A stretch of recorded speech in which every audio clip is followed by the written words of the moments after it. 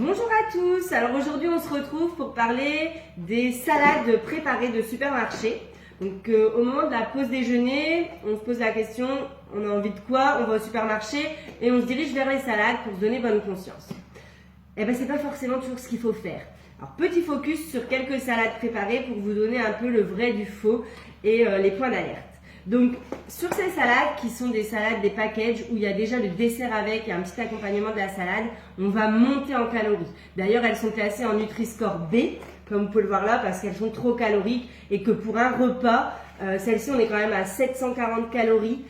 Pour un régime à 1200-1500 calories, on est à la moitié. Donc trop de calories sur ce repas. Il faut plutôt prendre une salade toute seule et ajouter soi-même le dessert, un fruit ou une compote éventuellement ou un yaourt.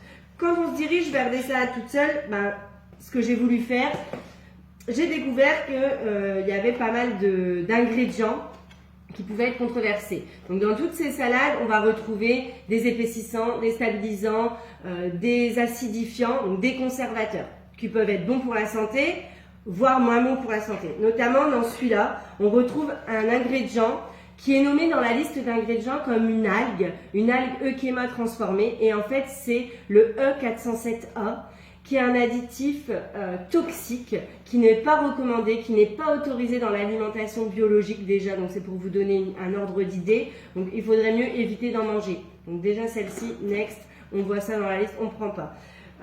Dans celle-ci, on découvre qu'il y a du disulfate de potassium. Donc en soi, on se dit, disulfate de potassium, c'est peut-être pas mauvais. Potassium, c'est quelque chose qu'on peut manger. Donc on ne sait pas trop. En fait, les industriels, ils ont arrêté de mettre la liste des E, de tous les additifs qui commencent par E, parce qu'on sait très bien que ça effraie le consommateur. Donc ils préfèrent mettre le nom, comme algue. On se dit algue, c'est naturel, je prends, ça ne fera pas de mal, et c'est faux. Là, pareil, on se pose la question. Donc c'est pour ça qu'il faut bien prendre le temps de lire la liste des ingrédients. Parce que celui-ci, donc qu'on retrouve dans cette salade, c'est un additif qui va pouvoir créer des problèmes respiratoires ou des allergies. Donc voilà, c'est quand même mieux de l'éviter. Donc clairement, au niveau des salades toutes faites, des plats préparés tout faits, je vous conseillerais dans un premier temps de regarder la liste. Celle-ci, c'est vrai qu'on a dit qu'elle était calorique. On sait que c'est à cause du dessert. C'est écrit clairement dans la liste. Et quand on lit la liste des ingrédients, finalement, on se rend compte qu'on connaît tous les ingrédients. Il n'y a pas de choses trop compliquées sur lesquelles on peut se poser des questions. Donc, allez vers des produits où vous connaissez les ingrédients, où les listes d'ingrédients sont courtes. Sinon, prenez-en une autre. Évitez toutes les disulfates de potassium, les épaississants un peu controversés. Dans ces cas-là, ne prenez pas la salade, évitez d'en manger.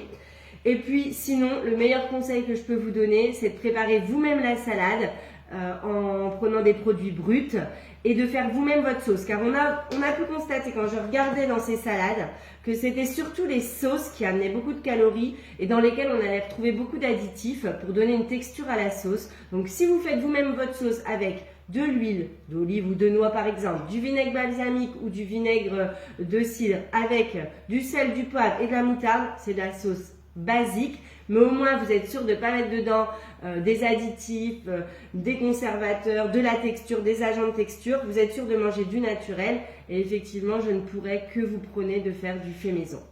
Merci à tous.